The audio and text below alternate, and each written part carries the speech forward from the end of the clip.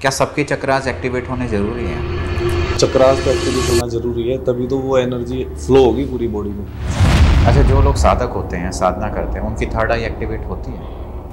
Third आई का मतलब होता है आज्ञा चक्र। मुझे ऐसे दिखता था जैसे ये जरा है ना, ये ऊपर उल्टी चलती हुई कोई स्त्री, उसका हाइट ऐसे मान सकते हो 11 या 12 फीट की। तो ये 10 महाविद्याओं में से माँ त्रिपुरा सुंदरी एक है। मातंगी भी उनमें से एक है। मातंगी, हाँ। ये कालीकुल और श्रीकुल ये अलग कॉन्सेप्ट है।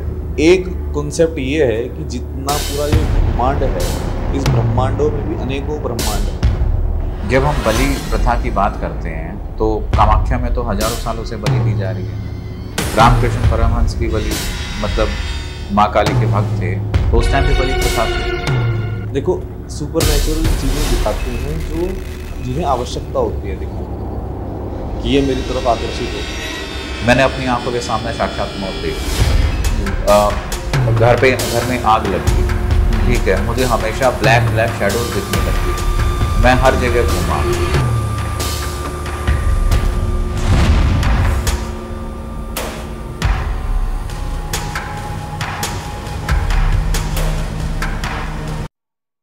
नमस्कार दोस्तों, मैं समस्त प्रभु भक्ति में आपका स्वागत करता हूं। दोस्तों, आज हमारे साथ स्टूडियो में गेस्ट हैं श्री विद्या साधक रजत ठाकुर जी, जिन्हें आप इंस्टाग्राम पे एस्ट्रो राज के नाम से जानते हैं। और आज इस वीडियो में हम डिस्कस करेंगे कि अगर आप माला जाप करते हैं तो उसकी सही विधि क्या है, उस किस तरीके से करना चाहिए। अगर आप कई बार क्या होता है ना कि घर में हम बहुत सारे ऐसे यंत्र वगैरह लेके आते हैं, तो यंत्र क्या घर में रखने चाहिए, श्री यंत्र क्या होता है, साधना के क्या क्या नियम होते हैं, किस तरीके से करनी चाहिए, क्या हर कोई कर सकता है, गुरु की कितनी इंपॉर्टेंस होती है, और कुछ ऐसे एक्सपीरियंसेस, कुछ सुपर नेचुरल एक्सपीरियंसेस जो हमने जो एक साधक की जर्नी में आते हैं, तो आज हम इस पॉडकास्ट में वो डिस्कस करेंगे। उम्मीद करते हैं ये पॉडकास्ट आपको जरूर पसंद आएगा। आप अंत तक वीडियो जरूर देखिएगा। नमस्कार, कैसे हैं आप? राक्षस के बारे में बात कर रहे थे। राक्षस भी इनसे बड़ा कोई साधक नहीं हो सकता। राक्षस आपने देखा होगा, एक पैर पर खड़े होकर कई हजार वर्षों तक तपस्या करते हैं। उनसे बड़ा साधक आपने देखा ही नहीं होगा कोई। रावण एक उनमें से ही एग्जाम्पल है। 10 सिर काट कर चढ़ाने वाला व्यक्ति। आप सोचिए कि कोई मनुष्य ऐसा कार्य कर सकता है, कोई देवता भी नहीं कर सकता। लेकिन यहाँ पर रावण ने अपना 1 सर 2 सर ऐसे 10 सर भगवान को अर्पित कर दिए थे। अच्छा, ऐसा बोलते हैं कि जैसे हमारे चक्रास एक्टिवेट होते हैं तो हमारा काम, क्रोध, लोभ, मोह ये सारी चीज़ें छूट जाती हैं, और फिर उसके बाद कहीं ना कहीं हमें डिवाइन कनेक्शन फील होता है या फिर भगवान का आशीर्वाद होता है। लेकिन राक्षसों को भी भगवान का आशीर्वाद प्राप्त है। उन्होंने तो अपने बुरे कर्म नहीं छोड़े, तो फिर भगवान उनको कैसे मिले? सबसे पहली बात ये है कि आपने बोला 7 चक्रास को खोलकर ये सभी चीजें चीजों से मुक्त हो जाते हैं, लेकिन 7 चक्रों को खोलने वाला व्यक्ति कौन है? ऐसा कोई आपको मिलेगा ही नहीं जिसके पूरे 7 चक्र खुले हुए हों। सबसे पहला जो चक्र होता है मूलाधार चक्र।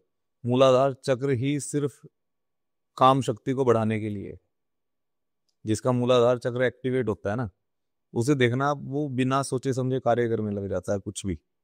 जितने भी आप ये चीजें देख रहे हो समाज में कि वो एक्स्ट्रा मैरिटल अफेयर्स में जुड़े हुए हैं, वो अपने इस पुरुष या स्त्री के अलावा किसी और पुरुष या स्त्री की तरफ आकर्षित हैं, तो कहीं ना कहीं उनका मूलाधार चक्र जो है वो डिसबैलेंस है।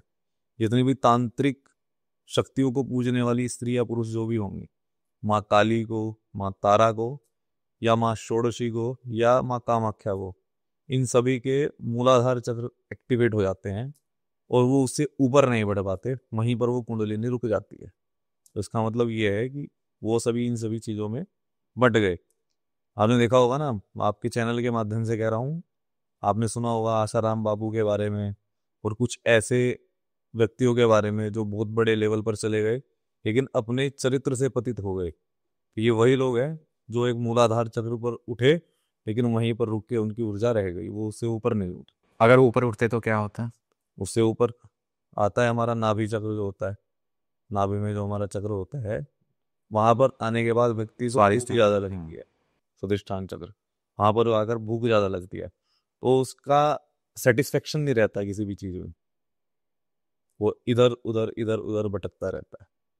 तो जो लोग जैसे जिनको माँ काली का या फिर आशीर्वाद प्राप्त होता है, जो साधनाएं वगैरह करते हैं, क्या सबके चक्रास एक्टिवेट होने जरूरी हैं? चक्रास तो एक्टिवेट होना जरूरी है, तभी तो वो एनर्जी फ्लो होगी पूरी बॉडी में। जब तक वो एनर्जी पूरी बॉडी में फ्लो नहीं होगी तब तक। अब आप देखिए ना, एक व्यक्ति के अंदर नॉर्मल लाइफ, हम अभी चक्रों को छोड़ देते हैं, एक व्यक्ति के अंदर अंदर ये चीजें सभी ये गुण पाए जाने चाहिए। वो समझदार हो, क्विक डिसीजन ले, अपने अच्छे और बुरे में उसे पता हो, किस समय में किस चीज की क्या आवश्यकता है उसे पता हो। आप हम ये कहते हैं कि एक व्यक्ति काम क्रोध लोभ मोह मद अहंकार से दूर रहे, लेकिन जब संतानोत्पत्ति की आवश्यकता हो, जब सृजन की आवश्यकता हो, जब ऐसा लगे कि अब ये नॉलेज जो है वो एक जगह से दूसरी जगह पर जाए, मतलब जो ये नॉलेज है ये डिवाइन एनर्जी बन जाए, उसके लिए हमें क्या है, हमें सृजन करना पड़ता है। हमारे जैसा एक और व्यक्ति हमसे उत्पन्न करना पड़ता है, तब वहां पे काम की भी आवश्यकता है। जब हमें लगे कि कोई व्यक्ति जो है हमारा विनाश करने पर आतुर है, और हमारे शरीर का, हमारे कष्ट का, जिसमें स्वयं ईश्वर विराजमान रहते हैं, कहते हैं ना, ईश्वर अंश जीव अविनाशी, तो हमारे शरीर में स्वयं भगवान ईश्वर जो है वो निवास करते हैं, स्वयं ईश्वर निवास करते हैं, और उसी ही कोई व्यक्ति मारने पर आतुर है, तो हमें उस टाइम क्रोध भी आवश्यक है। मोह, मोह अर्थात हमारे शरीर का मोह हो सकता है, हमारे जो आसपास के जो लोग हैं उनका मोह हो सकता है। अभी आप जैसे आपने प्लांट्स लगाए हुए हैं, कोई इन प्लांट्स को आगे काटने लग जाए, उखाड़ उठा के फेंक दे, उस टाइम हमें उसका मोह भी आवश्यक है। मद, आप जैसे ऐसे व्यक्ति से जुड़ेंगे जो व्यक्ति अपनी सक्सेस को प्राप्त करना चाहता है बिना किसी को परेशान किए हुए, तो उसे उस कार्य का मद भी आवश्यक है। अहंकार, एक अहंकार ये होता है कि वो दूसरे व्यक्ति को भूल जाता है, और एक अहंकार ये होता है कि उसे अपना पता है कि उसकी लिमिटेशंस क्या है। आई मे डू और आई कैन डू में फर्क है ना। तो जो आई कैन डू वाला है, अर्थात वो अहंकार की कैटेगरी में नहीं आता, तो वो वहां पर है जितनी उसकी लिमिटेशंस है वो उसके अनुसार कार्य करे। तो ये अहंकार, काम क्रोध लोभ मोह मद और अहंकार, ये सभी आवश्यक हैं। इन सभी को छोड़कर आप नहीं बन सकते। यदि आप शरीर हैं तो शरीर के लिए ये सभी चीजें आवश्यक हैं। हाँ, आपने अपने आप को आत्मा मान लिया है, अब आपको आवश्यकता नहीं, फिर तो आपको शरीर की भी आवश्यकता ही नहीं है। फिर वहां पर जो भाव आता है, अजम शाश्वतम कारणम कारणानाम, अर्थात मेरा कभी जन्म नहीं हुआ, मैं हमेशा रहने वाला हूँ, और मैं कारण का भी कारण हूँ। मैं पहले भी था, मैं आज भी हूँ, और मैं हमेशा रहने वाला हूँ। अच्छा, जो लोग साधक होते हैं, साधना करते हैं, उनकी थर्ड आई एक्टिवेट होती है? थर्ड आई, थर्ड आई का मतलब होता है आज्ञा चक्र। आज्ञा चक्र, अब यहाँ पर क्या है कि किस तरह की साधना है। अब अगर कोई सरस्वती साधना कर रहा है, तो सरस्वती साधना का जो इफेक्ट पड़ता है वो डायरेक्ट ही आज्ञा चक्र पर पड़ता है। ऐसे ही लोग सिर्फ और सिर्फ सोचते रहते हैं, मुझे ये करना है, मुझे ये करना है, उनके पास प्लान्स रहते हैं बहुत सारे बने हुए, आइडियाज रहते हैं, लेकिन उसे एग्जीक्यूट नहीं कर पाते। एग्जीक्यूशन का जो चक्र है वो मूलाधार है, आइडियाज का जो चक्र है वो आज्ञा चक्र है, और उसका क्रियान्वयन, जो एग्जीक्यूशन हमने ऑलरेडी कर लिया, उसके ज्ञान को प्राप्त करने का जो चक्र है, जो हृदय में, जो मन में जो इच्छा जागृत होती है किसी कार्य को करने की, वो स्वाधिष्ठान चक्र है, अनाहत चक्र, सॉरी, वो अनाहत चक्र है हमारा, हृदय में जो विराजमान है। तो ये तीन चीजें जरूरी हैं, और ये तीन ही गुण इससे विद्यमान है। तीन गुण हमने कौन से बताए गए हैं, सत्व रज और तम। आज्ञा चक्र सत्व गुण प्रधान है, मूलाधार चक्र तमोगुण प्रधान है, और जो हमारा हृदय चक्र है वो रजोगुण प्रधान है। आपका एक्सपीरियंस क्या रहा? आप इस फील्ड में कैसे आए? मेरे दादाजी जो हैं वो एक बड़े साधक रहे हैं, उन्हें गोरखनाथ जी की सिद्धि थी। दूर दूर से लोग आते थे, इसमें जिन्न आ गया, इसमें भूत आ गए, इसमें प्रेत आ गए। बचपन से देखता भी था ये सभी चीजें। और ये भी कहते हैं कि एक बार उनसे छोटी सी गलती हुई, और उस गलती की वजह से उस गांव में, जिस गांव में वो रहते थे, उस गांव में एक पानी का कतरा नहीं हुआ। जहां से भी पानी होता था वहां से दूध निकलने लग गया। आज भी उस गांव के लोग बोलते हैं, हमारे गांव के, कि ऐसे आपके बाबा जी ने ये कर दिया था और ये हो गया था। उस समय जब मैं बच्चा था मुझे समझ नहीं आया, लेकिन फिर हम हमने, मेरा एक मित्र है, चैनल के माध्यम से बता रहा हूँ, वो अयोध्या में पढ़ने के लिए गया, संस्कृत महाविद्यालय में। उसने चीज़ें पढ़ी वहाँ पर। उसने कहा रजत चलो वेद पढ़ते हैं। हमने वेद पढ़ने की कोशिश करी, कुछ पढ़े, कुछ समझ आए, कुछ नहीं आए। 12 वर्ष की आयु में क्या ही समझ में आता है। उसके बाद हमें कहीं से शिव महापुराण मिल गया। शिव महापुराण एक्चुअली क्या है, जो पुराण है वो कहानियों के माध्यम से आपको ज्ञान प्रदान करते हैं, और जो वेद हैं वो आपको डायरेक्ट आदेश देते हैं, नहीं ये है, ऐसे है। अब जैसे आपने किसी को बोला कि आपको ये कार्य नहीं करना है, अब बच्चे के दिमाग में रहेगा, यार इसने मुझे ये बोल दिया कि ये कार्य नहीं करना, पता नहीं क्यों को बोल दिया। अब आपने दूसरे बच्चे को कहा, लेकर गए उस बच्चे को, उसे दिखाया, देखो अगर इसे ऐसे करोगे ना तो ये चोट लग जाती है, ऐसे हो जाता है, और उसने ये करा था, उसके साथ ये हो गया। तो आपने उसे कहानी के माध्यम से बता दिया। जो आपने डायरेक्ट उसे समझाया है वो वेद है, और जो आपने उसे कहानी के माध्यम से बताया है वो पुराण है। तो ऐसे ही हमारी जब बालक बुद्धि थी, 12 वर्ष की आयु थी, पुराण हमने पढ़ा। पुराण पढ़ने के बाद हमें कुछ समझ में आया कि ये है। तो वहां पर हमारी एक डिवाइन जो है यात्रा प्रारंभ हो गई। अब एक उस बीच में भी देखो, एक गुप्त चीज है आज आपके चैनल के माध्यम से बता रहा हूँ। मैं उस समय कौन सी क्लास में था सर, 9th क्लास में था, और मेरा ट्यूशन होता था काफी दूर, लगभग 4-5 किलोमीटर होता था, और मैं पढ़ने जाता था। तो सुबह 6 बजे का ट्यूशन होता था। तो उस समय भगवान शिव की भक्ति जागृत हुई मुझ में। तो मैं सुबह 4:30 बजे की आरती अटेंड करके जाता था। भूतेश्वर महादेव सहारनपुर में स्थित है। उस समय क्या हुआ, मेरा मित्र जो है वो पढ़ने के लिए दोबारा वहां पर चला गया, अयोध्या, और शिव महापुराण भी वो अपने साथ लेकर चला गया। मेरा शिव महापुराण थोड़ा बचा हुआ था। मैं शतयुद्ध संहिता तक पहुंचा था और आगे का नहीं पढ़ पाया था। क्यूरियोसिटी थी आगे पढ़ने की, मेरे पास पैसे भी नहीं थे, घर की हालत भी कोई ज़्यादा अच्छी नहीं थी उस समय, और घर से क्या कहूँ मैं, मुझे 1000-1200 रुपये दे दो, मुझे किताब लेके आनी है। किताब जो मेरे कोर्स की भी, मेरे सिलेबस की भी नहीं है। घर से निकला, भगवान शिव का स्मरण करते करते मैंने एक कदम रखा, 100 का नोट, दूसरा कदम रखा, दूसरा 100 का नोट। ऐसे मुझे वहां से उस समय में 800 रुपये प्राप्त हुए। और ये शायद 2003 या 2004 की बात है। मगर किसी के पॉकेट से गिर गए होंगे पैसे, मुझे या क्या जो पता भी कहाँ से आया, मैं तो बस यही माना था कि भगवान है चमत्कार। राही मुझे दिए। सबसे पहले मैं मंदिर गया, भगवान को वो प्रणाम किया, धन्यवाद किया, शिव महापुराण खरीद के लाया। जितने पैसे बचे वो मंदिर की में डालती। ना मैं उसमें से कॉपी ले गया, ना मैंने अपनी ट्यूशन की फीस दी, मैं कुछ नहीं किया, वो सारा काम घर वालों का है। ठीक है, मैंने वो उसमें डाल दिया।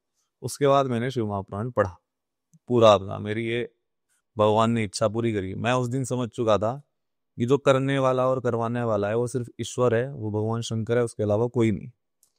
उसके बाद बीच में कुछ चीज़ें ऐसी रही, पढ़ाई करी, ये हुआ वो हुआ, मेरी तबीयत खराब रहने लगी, खून की उल्टियाँ होती थी मुझे। वो मैंने शायद पिछले पॉडकास्ट में बताया भी है कि मैं एक साधना प्रारंभ करी थी, यक्षिणी साधना। तो यक्षिणी मेरे शायद मेरे साथ लग गई थी, और उसकी वजह से मुझे साल में 2 बार खून की उल्टियाँ हो जाती थी। तो आपने ये क्या मतलब गुरु के साथ? बिना गुरु के मैंने कर दिया था, गुरु नहीं आए थे तब तक मेरी जिंदगी में। तो आपने क्या? पुराण भी मैंने बिना गुरु के ही पढ़ा। हाँ, उसके बाद मैंने साधनाएं बिना गुरु के करी। पुराण तो आई थिंक कोई भी कर सकता है, जी। कोई मतलब कोई भी पढ़ सकता कोई है, वो तो इंटरनेट पे भी अवेलेबल है और वैसे भी अवेलेबल तो है। इसके बाद पता नहीं, मैंने इसके बाद मैंने बहुत सारी किताबें पढ़ी, मतलब तंत्र की सारी किताबें पढ़ डाली मैंने उस समय। तो 12-13 मतलब 18 वर्ष तक मैंने तंत्र की सभी किताबें पढ़ डाली। 18 वर्ष की आयु में मैंने शुरू कर दी थी यक्षिणी साधना। और तो जैसे ये आपको अचानक से आइडिया कैसे है कि हाँ मुझे? किताबें किताबें आपको पुश कर दिया ना, ये कर ये कर ये कर। तो मैंने उस समय बेल के पेड़ के नीचे बैठ के यक्षिणी साधना प्रारंभ की। और कुछ दिनों बाद मुझे धन का लाभ तो हुआ, क्योंकि मुझे काम मिलने लगे। क्योंकि मेरी क्या रही है कि मैं जिस क्लास में पढ़ा उसी क्लास के मैंने बच्चे पढ़ाने स्टार्ट कर दिए, तो मेरी इनकम सोर्स वहीं से स्टार्ट हो जाती थी। मतलब आप मान लो 10th क्लास में हो तो आपने 10th क्लास के बच्चे पढ़ाने स्टार्ट कर दिए, मतलब अपनी क्लास के बच्चे या फिर दूसरे स्कूल? अपनी क्लास के ही पढ़ा देता था। हाँ। जैसे मैं ट्यूशन में जाता था जिसमें पढ़ने, तो सर कहते थे कि मेरे अगले वाला बैच तू पढ़ा दे, मैं स्कूल जा रहा हूँ। ऐसा होता था। तो मैं उन बच्चों को पढ़ा देता था, तो मुझे वहां से भी मिल जाता था। मैं कंप्यूटर पढ़ा देता था, मतलब ऐसे मैं टीच कर करके मैं अपना एक मेरी जो है वो पैसिव इनकम स्टार्ट हो गई थी। और जैसे मैंने फिर यक्षिणी प्रारंभ की, यक्षिणी से मुझे धन लाभ तो अच्छा हुआ। मैं उस समय कम से कम मेरे 2 खुद के इंस्टीट्यूट हो गए थे और 4-5 इंस्टीट्यूट पे मैं एज ए पार्टनरशिप में वर्क करता था। कंप्यूटर इंस्टीट्यूट, ये 2012 के आसपास की बात होगी लगभग। यक्षिणी ने धन तो देना प्रारंभ कर दिया था, लेकिन वहीं पर मेरी हेल्थ खराब हो गई। मतलब मुझे साल में कम से कम 2 बार मुझे खून की उल्टियाँ होती थी। मैं जॉली ग्रांट में एडमिट हुआ, उसके बाद मैं पीजीआई में एडमिट हुआ। उसके बाद कहीं जाकर समझ में आया, किसी व्यक्ति ने बताया कि ये जो आपने साधना करी है ये गलत है। फिर वहां से मैंने दीक्षा लेकर दुर्गा सप्तशती की साधना प्रारंभ की। दुर्गा सप्तशती के इतने प्रयोग मैंने कर डाले, उसके बाद से तो वो चीज नहीं आई साथ में। क्या होता है यक्षिणी? मुझे ऐसे दिखता था जैसे ये जरा है ना, ये ऊपर उल्टी चलती हुई कोई स्त्री, उसका हाइट ऐसे मान सकते हो 11 या 12 फीट की, लाल आंखें, चेहरा अंदर गड़ा हुआ, बाल इतने लंबे कि वहां से नीचे तक लगे। ऐसा नहीं है कि पूरे टाइम मुझे आभास होता था इसका, कभी कभी मतलब कुछ मिली सेकेंड्स में मुझे ऐसा लगता था कि मेरे साथ कोई है। तो ये साधना कंप्लीट होने के बाद आपको तब से साधना के साथ साथ साथ साथ ही मुझे नहीं पता वो कंप्लीट हुई है नहीं हुई है, वो मेरे साथ है या नहीं है, लेकिन मुझे ये अनुभव उस टाइम पर होते थे। और जब मुझे खून की उल्टी लगी तो मुझे ये समझ ही नहीं आया। फिर जब मैंने जैसे ही दुर्गा सप्तशती की साधना प्रारंभ करी, बीच में कुछ प्रॉब्लम्स हुई हैं, मेरी तबीयत खराब हो जाना, बुखार हो जाना, ऐसी स्थिति आ जाना कि पाठ पूरा ही ना हो। वो उसकी वजह से ही हुआ होगा। पता हाँ नहीं किस वजह से। हाँ। उसके बाद कहीं ना कहीं दुर्गा सप्तशती की साधना से चीजें स्टेबल होनी प्रारंभ हो गई।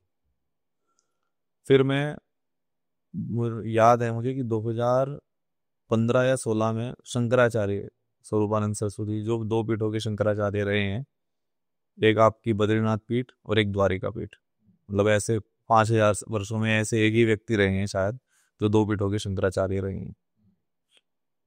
वो मेरे जीवन में आए, अर्थात जब वो आए वहां पर कुंभ में, तो कुंभ में मैं उन गुरु जी के पास गया। गुरु जी ने पहले मुझे बाला मंत्र की दीक्षा दी, बाला त्रिपुर सुंदरी। त्रिपुर सुंदरी का अर्थ मैं आपको बता दूं, हमारे 3 पुर होते हैं, है ना। एक हमारा अन्नमय कोश जो ये शरीर होता है, एक हमारा मनोमय कोश जो हमारा मन होता है, एक हमारा प्राणमय कोश होता है जो हमारा आत्मा है। मतलब 3 बफर्स आप मान लीजिए। एक बॉडी है, एक अंदर हृदय कार्य कर रहा है, हृदय और बुद्धि, और एक उससे पीछे हमारी आत्मा कार्य कर रही है जो शाश्वत है। आत्मा निर्देश देती है मन और बुद्धि को, और मन और बुद्धि निर्देश देते हैं शरीर को। अर्थात आत्मा से मन और बुद्धि, और मन और बुद्धि से हमारा शरीर चल। ठीक है, ये शायद आप आजकल 5th क्लास के उसमें भी आ गया है पंच महाकोशों के बारे में। तो जो ये 3 पुर हैं हमारे, इन 3 पुरों की जो अधिष्ठात्री देवी है, जो इन तीनों को कंट्रोल करती है, वो त्रिपुर सुंदरी।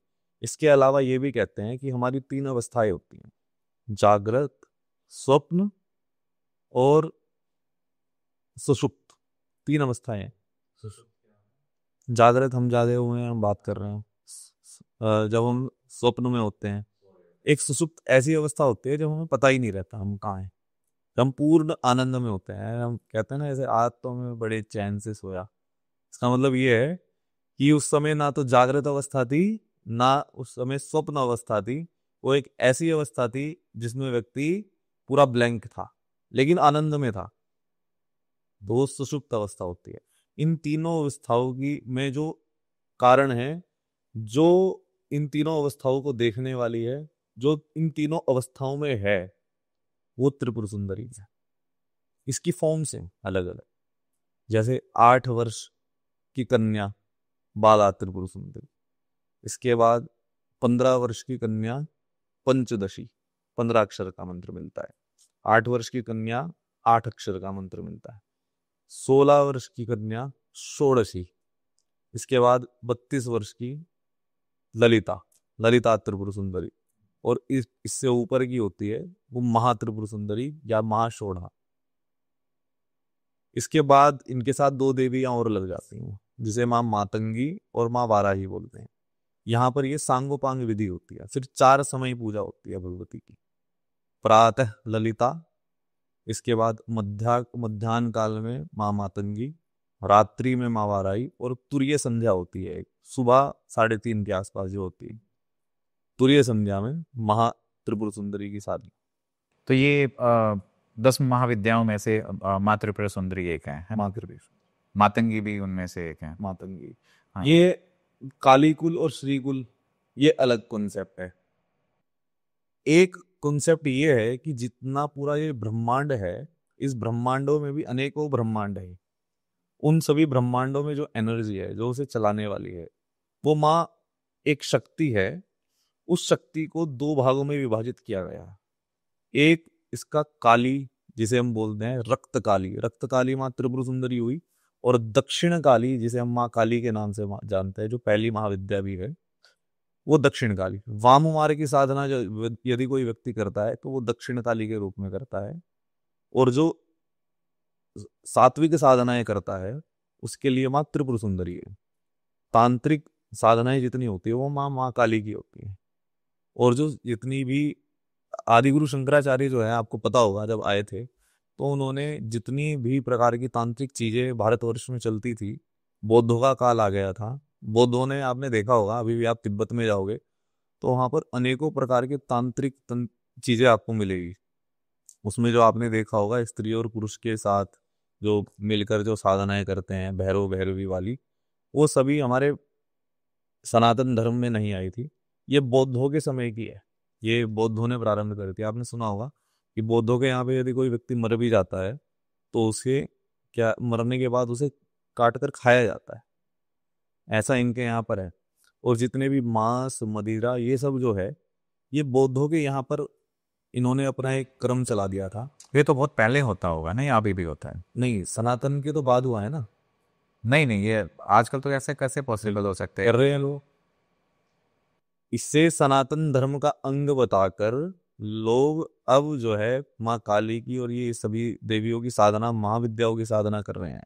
आपने सुना होगा, नाम तो नहीं लूंगा आपके चैनल के माध्यम से, एक कोई व्यक्ति है, वो अपने आप को किन्नर बताते हैं और इस प्रकार की साधनाओं को प्रमोट भी कर रहे हैं। तो आजकल बहुत फेमस भी हैं और भगवती का और शंकर भगवान का नाम भी लेते हैं और अपना नाम भी उसी पर रखा हुआ है। तो अगर आप वो थोड़ा डेप्थ में जाओगे तो आप ये समझोगे कि ये सनातन धर्म का अंग था ही नहीं। ये जो अंग है ये बौद्धों का था, और उन बौद्धों के अंग को यहाँ पर जोड़कर इसे सनातन धर्म का अंग बता दिया। भगवान जो आदिगुरु शंकराचार्य जी थे, उन्होंने कश्मीर से लेकर कन्याकुमारी तक की यात्रा करके 4 मठों की स्थापना की, और वहां पर यह बिल्कुल क्लियर कर दिया कि भारतवर्ष में बिल्कुल सात्विक साधना होगी, और सात्विक साधना के साथ साथ ही बलि प्रथा, शरीर को कष्ट देने वाली क्रियाएं, पुरुषों को कष्ट देने वाली क्रियाएं, ये सब बंद हो जाएंगी। ऐसा कुछ नहीं होगा, क्योंकि उन्होंने अपने ज्ञान से पूरे भारतवर्ष को प्रकाशित करते हुए इस चीज का, अद्वैत शब्द का उद्घोष किया था, और उससे ब्रह्म को सिर्फ एक ही बता दिया था। उस समय अनेकों प्रकार के मत हो गए थे, कोई शैव शिव जी को मानने वाला, कोई विष्णु जी को मानने वाला, कोई गणपति जी को मानने वाला, कोई देवी को मानने वाला। तो भगवान आदिगुरु शंकराचार्य ने अद्वैत जो है वो सिद्धांत दिया कि ब्रह्म सिर्फ एक ही है, उसके अनेकों रूप हो सकते हैं। लेकिन अब फिर मुझे लग रहा है वो बौद्धों का काल आ गया है। इस समय में लोग इतने भ्रमित हो चुके हैं कि समझ नहीं पा रहे हैं किसकी पूजा करें, किसकी शरण में जाएं, कौन सही है कौन गलत है। तो हमें दोबारा जो है वो आदिगुरु शंकराचार्य जी के पास जाना पड़ेगा और समझना पड़ेगा, और अद्वैत सिद्धांत को समझना पड़ेगा कि ब्रह्म एक ही है और एक के अनेकों रूप हमें दिखते हैं। जैसे ये लाइट है, अभी वही लाइट आप एसी में दोगे तो ठंडी हवा आएगी, वही लाइट आप कैमरे को दोगे तो एक फोटो क्लिक करेगा, वही लाइट आप ये बल्ब को दोगे तो ये रोशनी क्रिएट करेगा। तो वो सेम एनर्जी अलग अलग जगहों पर जाकर अलग अलग रूप धारण करती है, जिसे हम राम कृष्ण इत्यादि के नाम से जानते हैं। जब हम बलि प्रथा की बात करते हैं तो कामाख्या में तो हजारों सालों से बलि दी जा रही है। रामकृष्ण परमहंस भी बलि, मतलब माँ काली के भक्त थे, तो उस टाइम भी बलि प्रथा थी।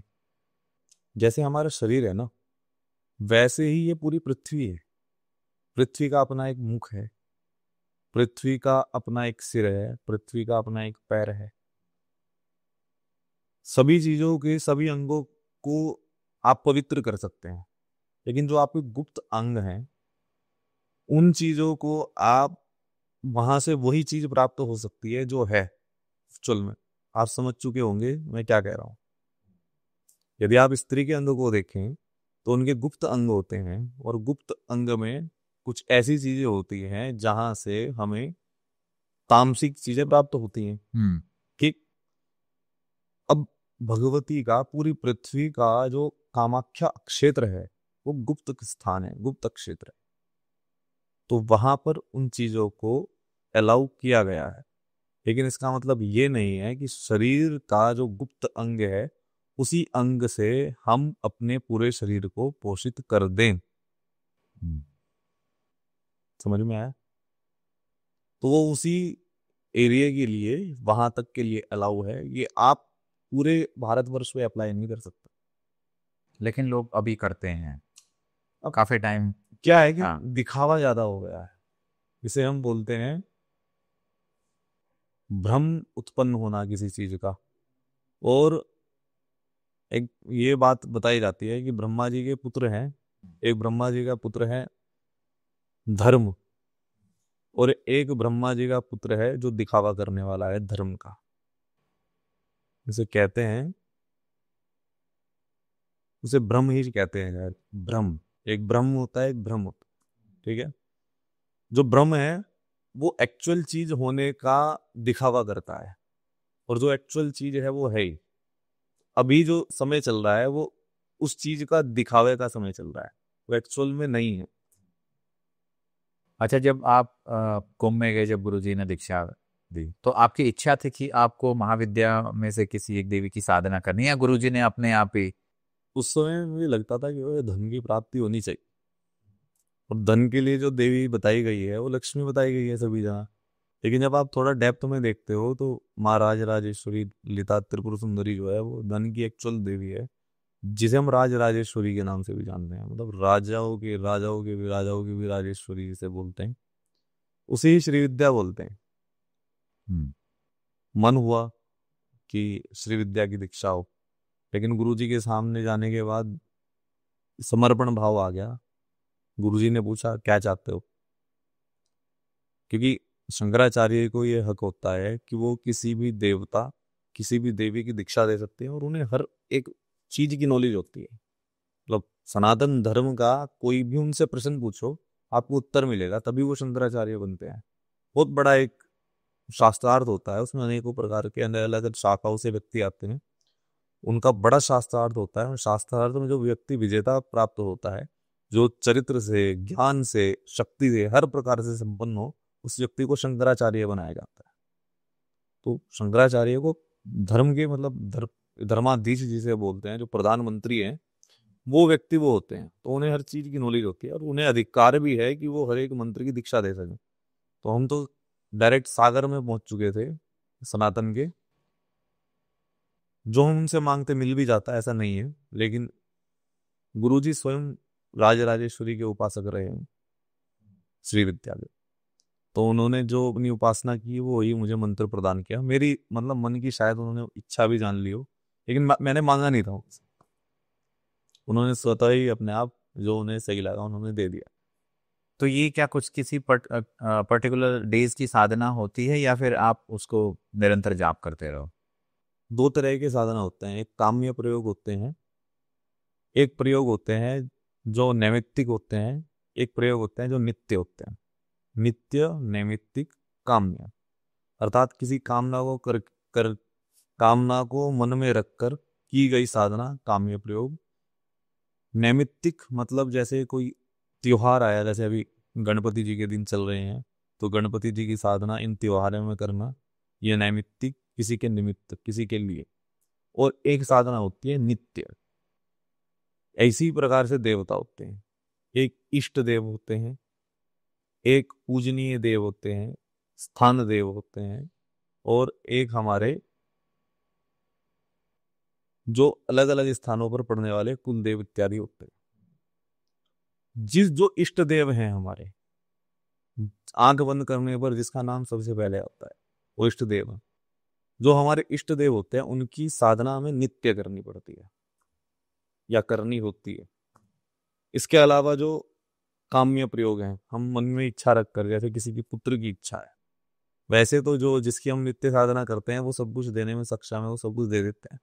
फिर भी लेकिन अगर कभी आपको लगे कि हाँ मेरी ये इच्छा है और इसके लिए ये देवता का प्रतिनिधित्व है, जैसे वर्षा के लिए इंद्र का, ऊर्जा के लिए सूर्य का, और धन वैभव के लिए वरुण देवता का, इसी प्रकार से यदि आपका कोई मन में कोई इच्छा हो और उस कार्य के लिए आपको करना हो, तो ये हमारे नैमित्तिक प्रयोग में आ जाता है। तो इसमें आप कर सकते हैं, काम्य प्रयोग कर सकते हैं। लेकिन नित्य जो आपको उपासना करनी होती है नित्य प्रति, वो अपने इष्ट देव की करनी होती है। किसी के इष्ट भगवान शिव हैं, हनुमान जी हैं, कृष्ण जी हैं, हमारी राजराजेश्वरी त्रिपुर सुंदरी है, तो हम श्री विद्या की करते तो आप नित्य पूजा करते हैं। कुछ सुपर नेचुरल एक्सपीरियंस हुए हैं आपको? इस ऐसा बोलते हैं ना कि जब आप हायर एंटिटी की तरफ बढ़ते हो तो फिर कुछ ऐसे आपकी परीक्षा ली जाती है। देखो, सुपर नेचुरल चीजें दिखाते हैं जो जिन्हें आवश्यकता होती है दिखाने की, कि ये मेरी तरफ आकर्षित हो। अब जो छोटा व्यक्ति होगा, ठीक है, वो कोशिश करेगा कि मैं कुछ ऐसा इस व्यक्ति को दिखा दूं ये मेरी तरफ आकर्षित हो जाए। तो जो ये छोटी एंटिटीज होती हैं ये कोशिश करती हैं, छोटी जो शक्तियां होती हैं जो एक दिन में सिद्ध होने वाली, 5 दिन में, 7 दिन में सिद्ध होने वाली, ये कोशिश करती हैं कि मैं इसे कुछ दिखाती हूँ। लेकिन जो एक्चुअल सुप्रीम एनर्जी है वो आपको कभी आकर्षित नहीं करेगी, वो नीरस है। उसकी तरफ तुम जाओगे वो भगाने की कोशिश करेगी, तुम्हें जाओ यहाँ से। क्योंकि ऐसा बोला जाता है कि जब करोड़ों जन्मों के भाग्य उदय होते हैं तब कहीं ना कहीं भगवती में मन लगता है, और उनमें भी जब करोड़ों जन्मों के भाग्य इकट्ठे उदय होते हैं तब भगवती राज राजेश्वरी प्राप्त होती है। ऐसा कहा जाता है, राज्यम देयम शिरो देयम न देयम मंत्र षोडशी।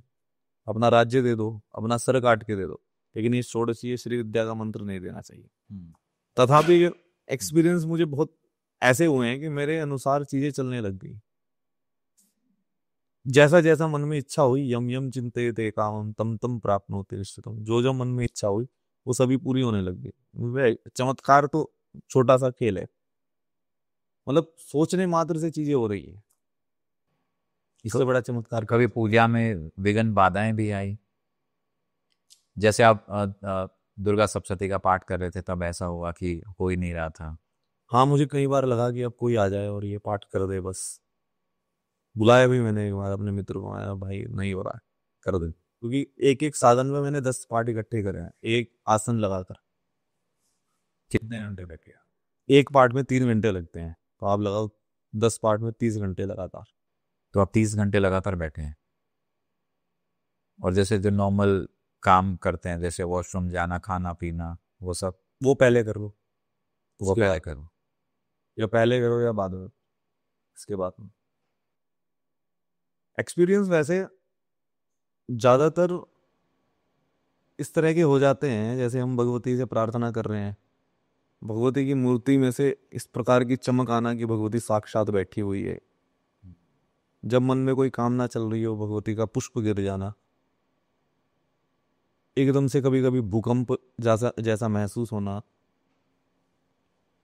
कहीं पर कोई वर्षा का मौसम नहीं है लेकिन यज्ञ करते ही वर्षा हो जाना, इस प्रकार की चीजें। हल्की हल्की सुगंध आना? वो तो नॉर्मल चीजें हैं, मतलब आप यहाँ बैठे हो, आपको ऐसा लग रहा है कि आप कहीं भगवती के लोक में चले गए, समय रुक गया, ये चीजें नॉर्मल दिखती हैं साधना के बाद। सबसे बड़ी चीज तो ये है कि आपको ऐसा लगता है कि आपने ये समय जी चुके हो। पास्ट आपको प्रेजेंट लगता है, फ्यूचर आपको प्रेजेंट लगता है, सब कुछ ऐसा लगता है कि इसी समय में सब कुछ हो रहा है। ये साधना के मतलब कुछ एडवांस हमें महसूस होने लग जाता। कई बार ऐसा भी होता होगा कि जो अगले दिन होने वाला हो पहले ही पता लग जाए, सौपन में आ जाए। अभी जैसे अभी कोई कुछ बोलने वाला है, मुझे लग जाता है ये होगा। जो कुछ होने वाला है होता है उसे पहले से ही जान लेते हैं, लेकिन ऐसा होता है कि उसे बोल नहीं पाते, मतलब वो बोल दिया। धुंधला रहता है, डिल्यूजन सा रहता है कि हाँ ये हुआ होगा, बट जब वो हो जाता तो फिर रिकॉर्ड ये करते मुझे कि पहले से पता था, ऐसा लगता है। तो वो क्या होता है? वो एडवांस स्टेज होती है। ये चक्रों का खेल है सारा। जैसे आपने शुरू में चक्रों की बात की है ना, तो ये भगवती जो है वो अंतर्मुखी समाराध्या बहिर्मुखी दुर्लभा, अर्थात इसकी जो साधना होती है वो अंदर ही अंदर होती है। आपने जैसे चक्रों की बात करी, तो इसमें 6 अंबाएं बताई गई है। हाकिनी, डाकिनी, शाकिनी, लाकिनी। हाकिनी अम्बा स्वरूपिणी, डाकिनी अम्बा स्वरूपिणी, लाकिनी अम्बा स्वरूपिणी। अलग अलग चक्र पर अलग अलग अम्बा भगवती बैठी हुई है। ये भगवती की गणिकाएं योगिनी आना, उस योगिनी की उस चक्र पर साधना होती है, हमने की है। एक चक्र पर एक अम्बा का, अभी आप जैसे बोल रहे थे ना, तो मुझे चक्रों के नाम नहीं याद थे, लेकिन मुझे उस चक्र पर बैठी हुई भगवती का नाम याद था। तो हमारा जो विज्ञान पूरा चलता है वो श्री विद्या पर आधारित चलता है। जैसे हम यहाँ की बात करें मूलाधार चक्र की, तो मूलाधार चक्र पर जो बैठी हुई है वो लाकिनी अम्बा बैठी हुई है। हम उसकी पूजा करते हैं वहां पर, वो सब मन से चलती है। और वहीं से श्रीयंत्र प्रारंभ हो जाता है। आपने श्रीयंत्र देखा होगा ना, उस श्रीयंत्र का जो चतुर्दशार चक्र है वो चक्र वहां पर विराजमान है। उसके अलावा वहां पर लगभग लगभग 35 देवता और विराजमान है अपने अपने बिंदु पर। तो वहां पे से जैसे मेरू चक्र आप देखते हो, तो जब हम यहाँ पर बैठते हैं तो मेरू चक्र नीचे से ऊपर की तरफ चलता है, और जो सहस्त्रार चक्र है वहां पर सिर्फ एक बिंदु रह जाता है। तो ये कहता है कि अधिकता से एकता की ओर, इसका जो मैसेज हमें जाता है कि बहुत सारी चीजों से सिर्फ एक चीज पर आधारित हो जाना। जैसे हमारा जीवन प्रारंभ होता है तो अपने जीवन में हम सोचते हैं ये भी प्राप्त कर ले, ये भी प्राप्त कर ले, ये भी प्राप्त कर ले, और लास्ट में वो हमें सिर्फ और सिर्फ एक जगह पर लेकर चला जाता है। हम लगता है ना जब साधना प्रारंभ करते हैं, ये मंत्र भी ले ले, ये मंत्र भी ले ले, इससे ये भी ले ले, इससे ये भी ले ले, सब जगह से मंत्र ग्रहण करने की कोशिश करता है साधक। और लास्ट में सिर्फ क्या होता है, वो सारे मंत्र जुड़कर सिर्फ एक नाद में परिवर्तित हो जाते हैं और सिर्फ वही चलता है। तो यार आपने डाकिनी शाकिनी की बात की, ये तो मतलब जब ऐसे वर्ड लिए जाते तो काफी नेगेटिव माना जाता है। और वहीं जब हम साधना कर रहे हैं महाविद्या और वो भी राजराजेश्वरी माँ की, तो ये दोनों तो बिल्कुल ही डिफरेंट हो गए। नहीं, वो उस चक्र की बात चल रही है ना। चक्र के अंदर वहां देखो ना आप क्या है। अगर हम मूलाधार चक्र में देखें तो मूलाधार चक्र में रक्त, मज्जा, शुक्र इत्यादि हैं। तो उनमें अधिष्ठात्र करने के लिए तो तमोगुण की आवश्यकता पड़ेगी ना। तो तमोगुण के लिए हमें लाकिनी देवी की जरूरत पड़ेगी, जिसके एक हाथ में मुंड है, एक हाथ में अग्नि है, रक्त वर्ण है। तो ये भी जो हमारा साधना उसका एक पार्ट है। उसका पार्ट है। अलग अलग गुणों में अलग अलग चीजें हैं। अब आप ऐसा है ना कि अलग अलग स्टेज पर अलग अलग कार्य हैं। अब आप सुबह स्नान करते हैं, दोपहर में खाना खाते हैं, सुबह स्नान करने से पहले आप फ्रेशन अप होते हैं। डिवाइड है ना आपका जीवन भी, एक दिनचर्या भी डिवाइड है ना। उसमें तमोगुण भी है, उसमें सत्व गुण भी है, उसमें रजोगुण भी है। इन गुणों से हमें होकर गुजरना पड़ता है। इन गुणों से हम अलग नहीं है, लेकिन हम पूरे दिन ही रजोगुण में लगे हुए हैं या पूरे जीवन ही हम तमोगुण में लगे हुए हैं, तो ये गलत है। हमें रहना तो सत्व गुण प्रधान ही है ना। अब पूरे दिन हम टॉयलेट में बैठे रहे, उस गंदगी को सूंघते रहे, तो ये कौन सा। एक महाविद्या का साधक कितना पावरफुल होता है। बताया ना, यम यम चिंतयते कामम तम तम प्राप्नोति निश्चितम। जितनी भी चीजों की वो कामना करता है वो सब पूरी होती है, इस लोक की और परलोक। ऐसा कोई स्टेज भी आता है जहां हमें ये पता लगता है कि हमारी साधना कंप्लीट हो गई। जैसे कभी नहीं। फॉर एग्जांपल जब हम देखते हैं या पढ़ते हैं कि जो ऋषि मुनि थे या फिर राक्षस थे वो तपस्या करते थे, एक पैर पे खड़े होकर तपस्या करते। वो काम में प्रयोग है। तो वो एक कामना को लेकर अपनी साधना कर रहे हैं, उनकी कामना पूरी हुई, उनकी साधना पूरी हो गई। लेकिन जो हमारी नित्य प्रति साधनाएं हैं, जो हमारी इष्ट देव है, हम तो नहीं उसे भूल सकते। वो तो हमारा अंग है। वो तो भगवती हमारे अंदर ही विराजमान होकर बैठ गई। जब हम यंत्र की पूजा करते हैं ना, तो यंत्र में ये कामना करते हैं कि जो हमारे हृदय कमल में भगवती विराजमान है वो यहाँ से निकल के यंत्र में स्थापित हो जाए। और जब यंत्र की पूजा पूरी कर देते हैं तब हम ये प्रार्थना करते हैं कि जो यंत्र की देवी है वो वहां से उठकर हमारे हृदय में वापस आ जाओ। हम स्वयं की पूजा स्वयं करते हैं भगवती के रूप में।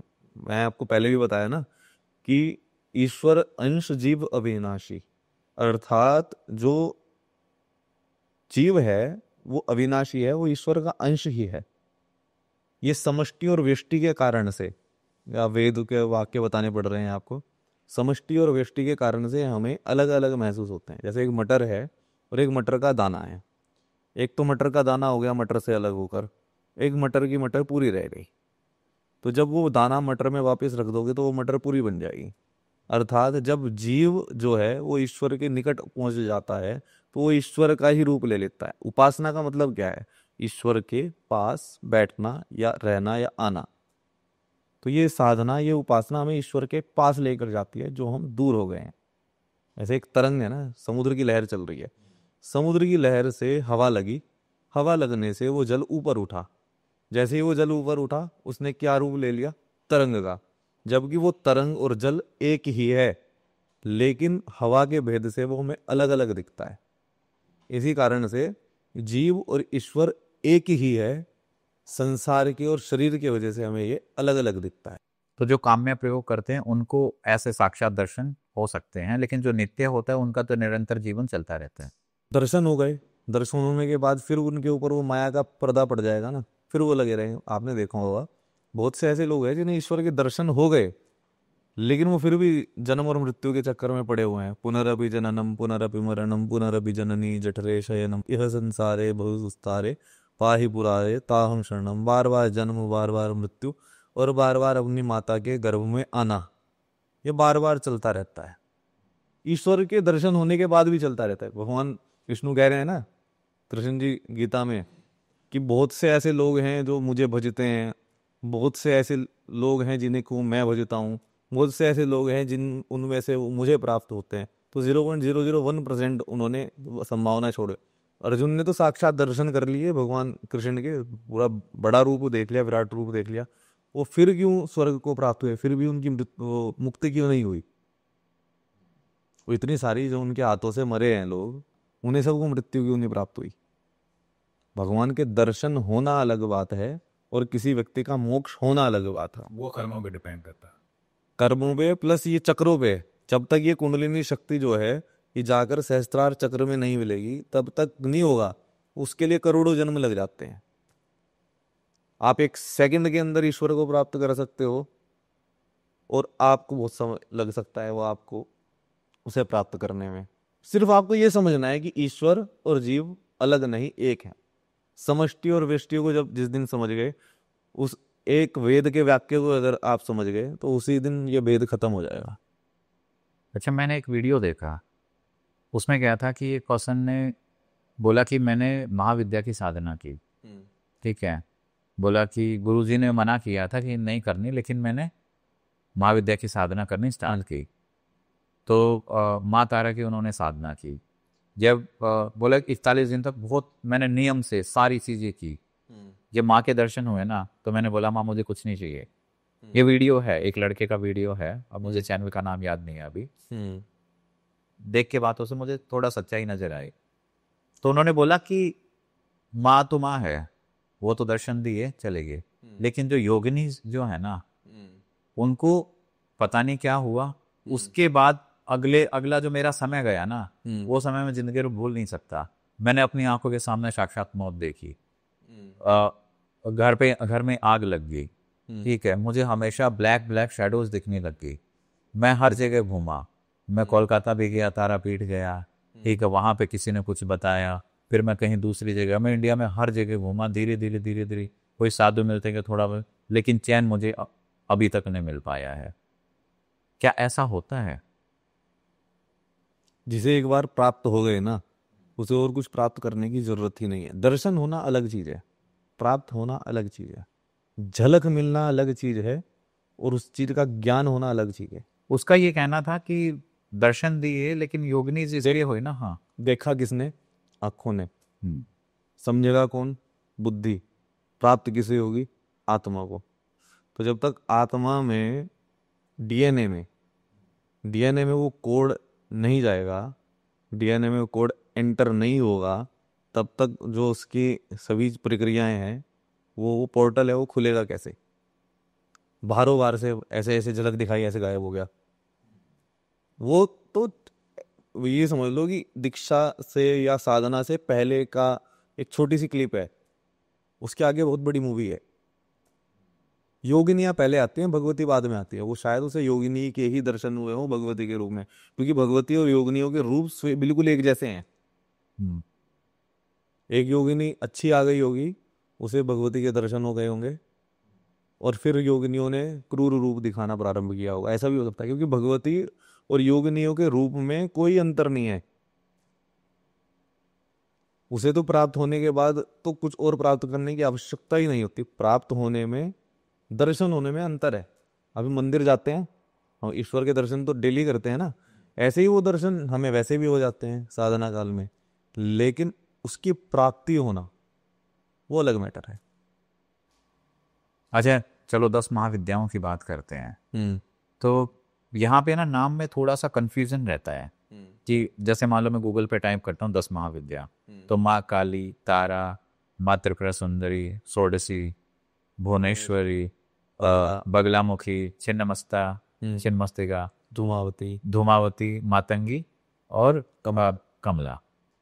लेकिन जैसे माँ त्रिपुरा सुंदरी है, तो फिर इनके क्या अलग अलग नाम है क्या? राज राजेश्वरी इन्हीं का मैं ही बताता नाम है? हूँ। हाँ, तो एक बेसिक मतलब थोड़ा सा एक कंफ्यूजन ना हो तो इस 10 की 10 विद्याएं एक में ही हैं। हाँ, श्री काली, बगलामुखी, चलरिता, धूमावती, भैरवी, मातंगी, भुवनेश्वरी च कमला, श्री वज्रवै रोचनी, तारा पूर्व महापदेन कथिता, विद्या स्वयं शंभुना, लीला रूपमयी च देश दशदा, बाला तो माम पादुसा। बाला त्रिपुर सुंदरी के अंदर ये 10 की 10 विद्याएं हैं।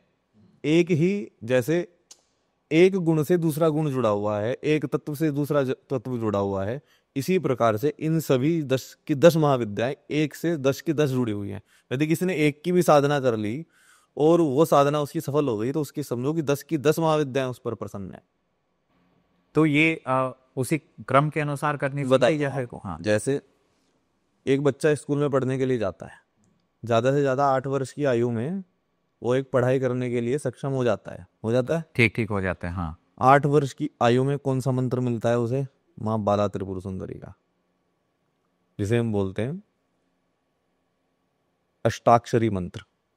बड़ा होता है, साधना करता है 7 साल तक, 8 वर्ष तक, 8 दूनी 16, वहां पर मिलता है पंचदशी मंत्र माँ राजराजेश्वरी का, 15 वर्ष की आयु में। 1 वर्ष फिर वो साधना करता है, पंचदशी के बाद जब वो 16 वर्ष का हो जाता है या हो जाती है, तो उसे षोडशी का मंत्र मिलता है। 16 वर्ष से लेकर 32 वर्ष तक, क्योंकि एक मंत्र को, जितने अक्षर का मंत्र है उतने ही लाख उसे जप करना पड़ता है। तो अब कितने लाख? 16 अक्षर का जो मंत्र कर हुआ, तो 16 लाख जाप करना पड़ेगा। तो 1 लाख 1 साल में व्यक्ति नॉर्मल करता है, ऐसा बताया जाता है। 32 वर्ष तक होते होते उसे 32 वर्ष का मंत्र दिया जाता है, और उतनी ही उस देवी की एज भी हो चुकी होती है। देखो आप, हमारे एज के अकॉर्डिंग भगवती की एज चल रही है। 32 वर्ष का हुआ, 32 वर्ष में भगवती का भी रूप 32 वर्ष हो गया। अब 32 से 64 वर्ष तक वो महामंत्र चलेगा। वो मंत्र लगभग 35 से 37 अक्षर का होता है। तो 35। और उसके बाद दो चीजें और जुड़ जाती हैं। जैसे जैसे हमारी जिम्मेदारियां कम होती है, वैसे वैसे साधना पक्ष हमारा मजबूत हो जाता है। अब जैसे मैं हूँ, अभी हमारी लगभग 32 वर्ष आयु हो चुकी है। अब मुझे 4 समय साधना करनी है: प्रातः ललिता, मध्य मातंगी, रात्रि वाराही, और फिर तुरीय संध्या में मुझे महाषोडशी करनी है। ये मेरा पूरा क्रम है, मुझे ये करना ही करना है, चाहे मैं कहीं पर भी हूँ। और कई बार मैनेज ना हो पाए तो वो कैसे रहते हैं? जहाँ बैठते हैं वहीं बैठे करूँ। यहाँ बैठा हूँ, अभी मैं आपसे बात कर रहा हूँ, मन अंदर अंदर मंत्र जाप कर रहा है। एक एक स्टेज ये भी आ जाती है जब वो मानसिक जाप स्टार्ट हो जाता है। ठीक है। उससे उसके अलावा भी एक जाप चलता है हमारे अंदर, जो शरीर जपता रहता है। सोहम, कि वो निरंतर चलता है। हंस सोहम। जैसे सांस ली, है गया, और सांस छोड़ी, स, हंस, और हंस है ये बाद में जाकर सोहम हो जाता है, अर्थात मैं ही शिव हूं। ये हमारा शरीर हमें खुद बता रहा है कि तुम ही शिव हो, तुम ही ईश्वर हो। लेकिन पूरी की पूरी जिंदगी निकल जाती है, अनेकों प्रकार के हमारे जन्म निकल जाते हैं, करोड़ों जन्म निकल जाते हैं, व्यक्ति को यह समझ नहीं आता कि मैं खुद ईश्वर हूं, मैं खुद ईश्वर का अंश हूं। तो अभी आपकी आगे की जर्नी कैसी होने वाली है? जो भगवती चाहे। मतलब उसमें आप कोई और साधना वगैरह भी रहेंगी या फिर नित्य? मेरी स्वयं की कोई इच्छा नहीं रहती, मैं भगवती जो मुझे रास्ता दिखाती रहती है, मैं उस पर चलता रहता हूँ। और इन सब में गुरु का कितना रोल है? आप अपने गुरु से गुरु, कितना फ्रीक्वेंट देखो, करते हैं? मैं आपको बताऊं, मेरी दीक्षा हुई थी पंचदशी तक। हम्म। पंचदशी के बाद पंचदशी मतलब? 15 अक्षर की। अच्छा, 15 अक्षर, ओके। ठीक है, पंचदशी की मेरी दीक्षा हुई श्री विद्या की। उसके बाद गुरुजी जो है 2021 में, लगभग 2021 या 23 में गुरुजी समाधिस्थ हो गए। उसके बाद मैं 10 मुद्राओं की प्रैक्टिस कर रहा था। आपने शायद वीडियो देखी हो जिसमें महाराज राजेश्वरी की 10 मुद्राएं बताई गई हैं। उन मुद्राओं में, वो मुद्राओं में एक मुद्रा नहीं मुझसे बन रही थी, खेचरी मुद्रा। गुरुजी स्वप्न में आए, मुद्रा बनाई, अगले दिन से मुद्रा बननी प्रारंभ हो गई। उसके बाद एक दिन गुरुजी स्वप्न में आए, गुरुजी ने मुझे महाषोडशी मंत्र दिया। मतलब मेरी एज से पहले ही मुझे मंत्र की प्राप्ति हुई। और ये चीज़ें जो है ना, ये सब आत्मिक रूप से चलती। या आपके आत्मा से जिस दिन कनेक्ट हो जाती है ना, भगवती भी, गुरु भी और मंत्र भी। यथा गुरु यथा मंत्रो तथा गुरु, यथा मंत्रो तथा देवो तथा गुरु। जैसे मंत्र होते हैं वैसा ही देव होता है, और जैसा देव है वैसे ही गुरु। इन तीनों में जो व्यक्ति भेद करता है वो समझ लो रो रो नरक को प्राप्त होता है। जैसी श्रद्धा मंत्र में है वैसी ही श्रद्धा इष्ट में होनी चाहिए, और जैसी श्रद्धा इष्ट में है वैसी ही श्रद्धा गुरु में होनी चाहिए। इन तीनों में से ये ट्राइंगल है। इस ट्राइंगल में से यदि 1 इंच भी आपका इधर उधर हुआ ना, साधना कभी किसी जन्म में पूरी हो ही नहीं सकती। यथा देवो तथा मंत्र तथा गुरु। जैसे देव वैसा मंत्र वैसा गुरु। ऐसी ही यदि आपकी भावना उनमें रही तो आपके गुरु चाहे कैसे भी हो, पतित हो, नष्ट हो, भ्रष्ट हो, कुछ भी हो, आपने तो उन्हें गुरु मान लिया। गुरु एक तत्व है, कोई शरीर नहीं है। आपने गुरु मान लिया, वो जैसे है होने दो। तो जब हम मंत्र जाप करते हैं तो मंत्र जाप करने की सही विधि क्या होती है? गुरु बताते हैं। नहीं, मतलब एक जनरल नॉर्मल भी अगर हम लेट्स से मान देखो, लें एक मंत्र करते हैं। शास्त्रीय ज्ञान है, एक हाँ, गुरु का ज्ञान है। हाँ। एक गुरु ने जो है वो बैठे बैठे, जैसे यहाँ सोफे पे बैठे बैठे यही मंत्र सिद्ध कर लिया, रही होगी उनकी कोई, तो वो तो आपको ऐसे ही दे देंगे, भाई मैंने तो ऐसे सिद्ध किया था। नहीं, मैं ये पूछना चाह रहा हूँ, कोई भी अगर मंत्र जाप करते हैं, कुछ लोग ऐसे होते हैं कि जैसे माला ली, ठीक है, तो बोल के कि ओम नमः शिवाय, ओम नमः शिवाय, ओम नमः शिवाय। बताता हूँ। हाँ। खटकर्म है मारणम मोहनम वश्यम स्तंभनोच्चाटनादिकम, यही तंत्र है। मारण, मोहन, वश्य, स्तंभन, उच्चाटन। और छठा कर्म है शांति कर्म। शांति कर्म में ये सूर्य उंगली, ये वाली उंगली प्रयोग होती है। मारण कर्म में ये कनिष्ठिका उंगली प्रयोग होती है। किसी का वशीकरण करना हो तो ये वाली उंगली प्रयोग होती है। उच्चाटन में ये उंगली प्रयोग होती है। तो अलग अलग कर्म के लिए अलग अलग उंगलियों का प्रयोग हमें बताया गया। नॉर्मली जब शांति कर्म में व्यक्ति, मतलब जितनी भी ये पूजा पाठ व्यक्ति करता है, ये सब शांति कर्म में आता है। अपनी साधना भी शांति कर्म के अंतर्गत आती है। ठीक है, ये वाली उंगली ये अंदर रहे, इस पे ये टच नहीं होनी चाहिए, और ये उंगली बाहर निकली हुई रहनी चाहिए। इस तरह से जाप चलता रहना चाहिए। ध्यान रहे कि वो माला जो है उन नखून को स्पर्श भी ना करे, और इसे, ये जो ये पोर है ना, ये इसे भी पार ना करे। इससे पार नहीं होनी चाहिए, इसके बीच में माला चलनी चाहिए, और नखून का स्पर्श नहीं होना चाहिए। ऐसी माला हो। गोमुखी के अंदर माला का जाप होना चाहिए। माला दिखनी नहीं चाहिए किसी को। आसन पर बैठकर माला का जाप होना चाहिए। आसन जो बताए गए हैं, कुशा का आसन श्रेष्ठ बताया गया है। इसके अलावा आप ऊन का आसन ले सकते हैं। ऊन का आसन नहीं मिलने, ऊन का आसन यदि सुलभ हो जाए तो अलग अलग कर्म है। मारण कर्म के लिए भैंस का आसन भैंस के चर्म का आसन बताया गया है। मोहन कर्म के लिए मृग चर्म का आसन बताया गया है। और सभी कर्मों के लिए जो है वो व्याघ्र चर्म अर्थात बाघ का आसन बागंबर बताया गया है। तो ये हमारी एक विधि है जी। अब मान लो इसके अंदर कोई नॉर्मल जाप पर उसको पता ही नहीं है, उसकी माला भी ओपन है, ठीक है, और इस उंगली से वो कर रहा है, तो कोई क्या दिखावा है सिर्फ। दम शब्द भूल गया था मैं। एक धर्म होता है, एक दम्भ होता है। दम्भ धर्म का दिखावा करता है, लेकिन दम्भ की तरफ लोग ज्यादा आकर्षित होते हैं। धर्म सुस्थिर वही रहता है जैसा कि जैसा है।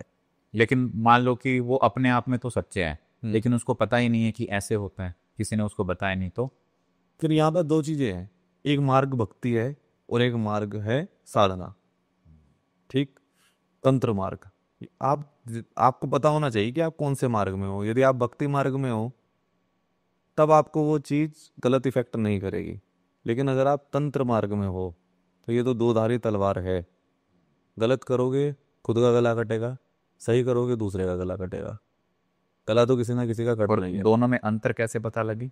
दोनों में यही अंतर है, भक्ति मार्ग में भगवान के नाम का जप होता है, तंत्र मार्ग में मंत्र यंत्र, और मंत्र को यंत्र में स्थापित करने की क्रिया को तंत्र बोलते हैं।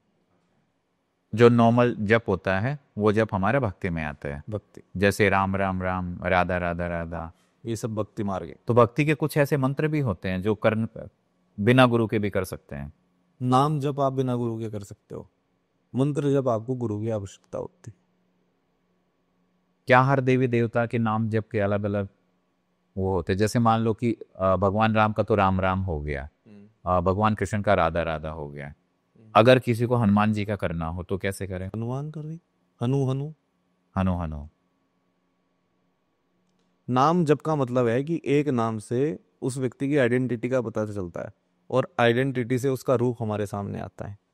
तो जो ये भक्ति मार्ग है ये तीन चीजों पर आधारित है, नाम, गुण और चरित्र।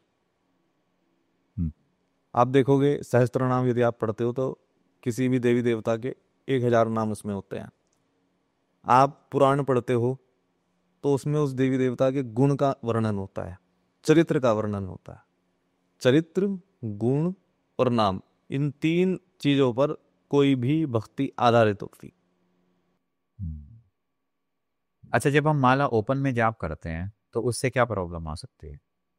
उससे प्रॉब्लम ये है, ऐसा कहा जाता है कि जब आपने सुना होगा, एक गांव की भाषा है, भोजन और भक्ति एकांत में करनी चाहिए।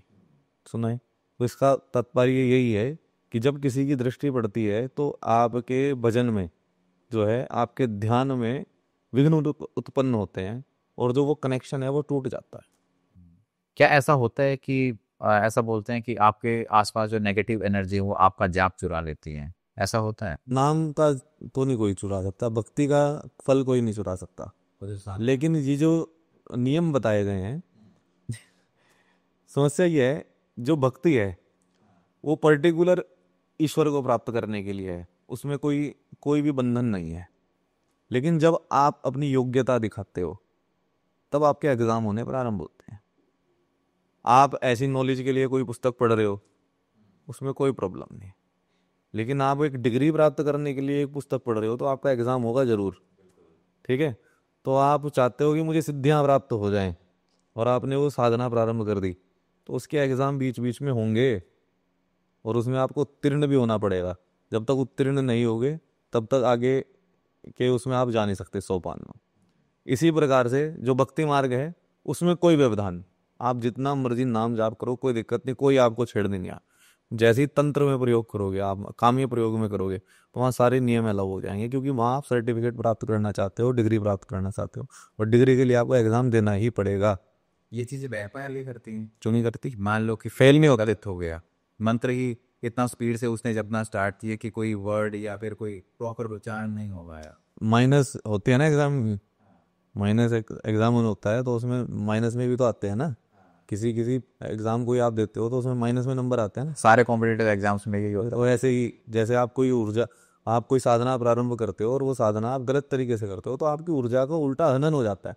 मैं अपने शिष्यों को कहता हूँ कि तुम्हें मंदिर में जाके जाप नहीं करना चाहिए किसी, क्योंकि वहाँ के जो मंदिर का हो रहा है, जो वहाँ की एनर्जी है पहले से विद्यमान है, वो आपके शरीर की एनर्जी को खींचना प्रारंभ कर देते हैं, और आपकी एनर्जी वहाँ से कम है। तो मैं किसी को नहीं कहता, मैंने कहा मंदिर जाओ, दर्शन करो, आ जाओ, अपने घर में बैठ के करो जाप, वहाँ पे बैठ के बिल्कुल जाप मत करो। मैंने देखा है, जो चीज़ मैं एक्सपीरियंस करता हूँ वही बताता हूँ। मतलब किताबों में बहुत सारी चीज़ें लिखी हुई हैं, शास्त्रों में लिखी हुई हैं, लेकिन जो आप अपने सामने से फेस करते हो, जो सामने से आप चीज़ें देखते हो, वो वहाँ नहीं है। तो जो एनर्जीज होती हैं, जैसे अभी आपने बात की कि मंदिर की एनर्जी आपकी एनर्जी को खींच लेगी, ऐसे नॉर्मल लोगों के साथ भी होता होगा? बिल्कुल होता है। जो ज्यादा वाला है, आपने देखा हो ना, बड़ी मछली छोटी मछली को खाती है, ऐसे ही बड़ी ऊर्जा वाला व्यक्ति छोटी ऊर्जा वाले व्यक्ति की ऊर्जा को खींच लेता है। इसका बचाव कैसे करें? इसके बचाव के लिए आप उन चीज़ों से बचें, उनके सामने जाने से बचें, उनके साथ वार्ताओं से बचे। यदि आप नहीं बच सकते तो अपने गुरु से, जिनके साथ आप साधना को सीख रहे हैं, उनसे एक कवच बनवा लीजिए। वो कवच आपकी रक्षा करता है। जो लोग कभी अपना कवच न बना सके तो एक काले धतूरे की जड़ आती है, वो जड़ जो है एक चांदी के ताबीज में डालकर अपन पहन लीजिए, तो वो आपकी ऊर्जा की रक्षा करती है। और ऊर्जाएं कैसे मैटर करती हैं? क्योंकि आधे लोगों को तो पता ही नहीं है कि एनर्जी क्या है क्या नहीं। जो सामने है उससे मिले अपना जीवन जी रहे हैं। तो ऊर्जाएं कैसे काम करती हैं कि जैसे आपने बताया ना कि कोई एक हायर एनर्जी वाला पर्सन आ गया, इट कैन बी पॉजिटिव और नेगेटिव, दोनों हो सकती हैं। तो अपने से नीचे वाले की ऊर्जाओं को वो थोड़ा बहुत खींच सकता है। ऊर्जाएं साक्षात दिखती हैं। नहीं। आप जैसे किसी एसपी के साथ मिलने जाओगे, आपको कॉन्फिडेंस कम होगा। आप किसी पॉलिटिकल बंदे से मिलने जाओगे, कॉन्फिडेंस कम होगा। आप अपनी हायर अथॉरिटी से जब मिलने जाते हैं तो आपका कॉन्फिडेंस डाउन होता है उस समय में। यही एनर्जी, जहां सामने वाले व्यक्ति के सामने आपका कॉन्फिडेंस डाउन हुआ, या आपको ऐसा लगा कि मैं तो इसके सामने बोल ही नहीं पा रहा हूँ, कुछ कर नहीं पा रहा हूँ, तो इसका मतलब सामने वाला व्यक्ति ऊर्जावान है आपसे ज़्यादा। भले ही वो इस जन्म के पुण्य से है, भले ही वो पूर्व जन्म के पुण्य से है। तो इस तरीके से काम करते हैं। प्रैक्टिकल है, कोई हाँ, कॉम्प्लिकेटेड बेसिक। हाँ। जितना कॉम्प्लिकेटेड लोगों ने बताया हुआ है, नहीं ये वो ऐसे है, कुछ नहीं। कि बिल्कुल साफ है, बिल्कुल क्लियर है। ऐसा कुछ नहीं है कि किसी को नहीं समझ में आएगा। बहुत इजी समझ में आने वाली चीज़ है। अगर किसी को बिना दीक्षा के माँ त्रिपुरा सुंदरी से जुड़ना है भक्ति भाव में, तो वो कैसे करे?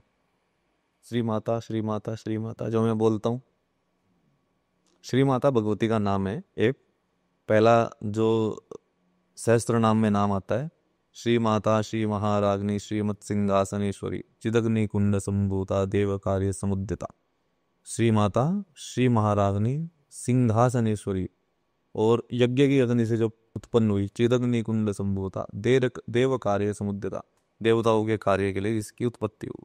तो ये जो सबसे पहला नाम है, ये श्री माता है। ये बोलते रहिए, भगवती से जुड़ गए आप। नाम जप में बहुत बड़ी शक्ति है। ऐसा नहीं है जप शक्ति नहीं है, कि जब आप किसी चीज को बिना किसी मोटिव के और बिना किसी स्वार्थ के प्राप्त करते हैं तो वो चीज पूर्णतः आपको प्राप्त हो जाती है।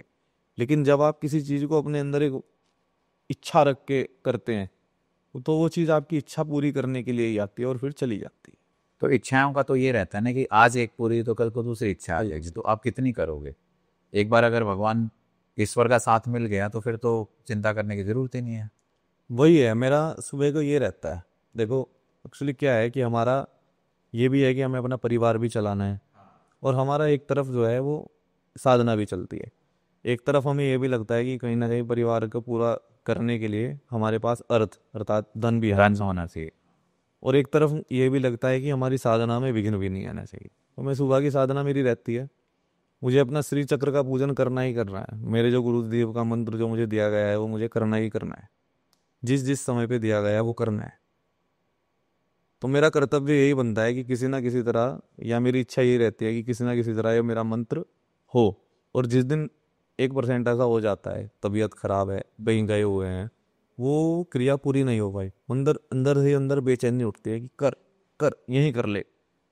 या फिर जैसे मैं कहीं बाहर जा रखा हूँ, मेरे पास श्री यंत्र नहीं है वहाँ पर उपस्थित, वो शरीर के अंदर कोशिश करता हूँ अपने मानसिक रूप से कि यहाँ पर पूरा हो जाए। क्योंकि एक शरीर के अंदर भी श्री यंत्र, मैंने आपको जैसे बताया, होता है हमारे, और वहाँ पर हम पूजा भी करते हैं मानसिक। तो हम वो करते हैं। 99.9% तो हमारी पूजा हो जाती है, लेकिन 0.1% कभी कभी जैसे घर में सूतक या पातक लग गया है तब नहीं हो पाती, या फिर अब यदि कोई तबीयत खराब हो गई तब भी नहीं। लेकिन उस समय भी हमारी मानसिक पूजा चलती रहती। अभी तक तो नहीं हुआ ऐसा कि नहीं हुई, और भगवती की कृपा रही तो आगे भी ना हो। श्रीयंत्र के बारे में हमने बात की, है ना? श्रीयंत्र क्या होता है, कैसे क्या बाजार से बहुत सारी जगह मिलता है? सही श्रीयंत्र को कैसे पहचाना जाए और क्या बेनिफिट होते हैं इसके? बिंदु, त्रिकोण, अष्टकोण, अंतरदशार, बहिर्दशार, चतुर्दशार, व्रत व्रतत्रय, तीन व्रत, और चतुर्दशार, चार कोण, चतुर चतुष्टय, कोण चतुष्टय, अर्थात सबसे पहले बिंदु, फिर उसके बाद 8 त्रिकोण, 8 के बाद फिर अंदर की तरफ 10 त्रिकोण, फिर बाहर की तरफ 10 त्रिकोण, फिर बाहर की तरफ 14 त्रिकोण, उसके बाद 3 वृत्त सर्किल, और उसके बाद 4 द्वार। ठीक है, 4 त्रय द्वार, 3 प्रकार से ये जो है वो भूपुर बना हुआ हो, इसे जो है वो श्रीयंत्र बोलते हैं। सबसे पहली बात कि सभी रेखाएं जो है वो समानांतर होनी चाहिए, आमने सामने की रेखा, ये वाली रेखा। ठीक है, ये वृत्त बिल्कुल क्लियर होना चाहिए। इसके बाद जितने भी त्रिकोण उसके अंदर बन रहे हैं सभी त्रिकोण सेम रेशो में होने चाहिए। अगर एक भी त्रिकोण छोटा या बड़ा हुआ वो भी हानिकारक होता है, और आजकल 99.9% जो है त्रिकोण वो नकली आ रहे हैं। अच्छा, अब दूसरी चीज ये बात करते हैं कि श्रीयंत्र कितना पावरफुल होता है और किसको घर में लगाना चाहिए। श्रीयंत्र उसे ही घर में लगाना चाहिए जिसकी श्री विद्या की दीक्षा हो चुकी है। अन्य यदि कोई व्यक्ति लगाता है तो मुझे नहीं लगता वो अच्छे रिजल्ट देगा, क्योंकि उसे नॉलेज नहीं होगी, और जिसे नॉलेज नहीं है इस यंत्र की उसे मेरे अनुसार तो नहीं लगाना चाहिए। लोग उठाकर ले आते हैं और रख लेते हैं, और फिर उनकी लाइफ में जो है वो प्रॉब्लम्स आने लग जाती क्या साइड इफेक्ट्स भी देता है अगर बिना ऐसे ही मार्केट से लेके आ है। गए? बिल्कुल देता है। अच्छा, कुछ पंडित जी बोलते हैं कि श्रीयंत्र अभिमंत्रित करके हम आपको दे रहे हैं। उन्हें अधिकार ही नहीं है यंत्र को अभिमंत्रित करने का। जिसकी श्री विद्या की दीक्षा ही नहीं हुई वो उसे क्या अभिमंत्रित कर देगा।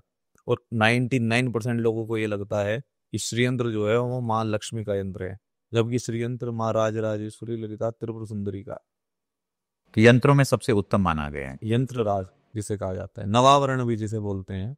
श्रीयंत्र के 2 अन्य नाम हैं, यंत्र राज और नवावरण यंत्र। जो श्री विद्या साधक बोलेंगे वो कभी श्री यंत्र नहीं बोलेंगे, या तो वो श्री चक्र बोलेंगे या नवावरण चक्र बोलेंगे, कभी भी श्री यंत्र नहीं बोलेंगे। श्री यंत्र एक अनजान व्यक्ति बोलता है जिसकी श्री विद्या की दीक्षा नहीं। अगर आपको पता लगाना है ना कि ये श्री विद्या का साधक है या नहीं है, तो उससे पूछ लीजिए आप यंत्र की पूजा करते हैं, वो बोलेगा जी हाँ मैं नवावरण यंत्र की पूजा करता हूँ, या मैं यंत्र राज की पूजा करता हूँ, या मैं नव चक्र की साधना करता हूँ, तो समझ लीजिए वो श्री विद्या साधक है। जो कह रहा है मैं श्री यंत्र की पूजा करता हूँ, तो समझ लीजिए ये श्री विद्या साधक नहीं है।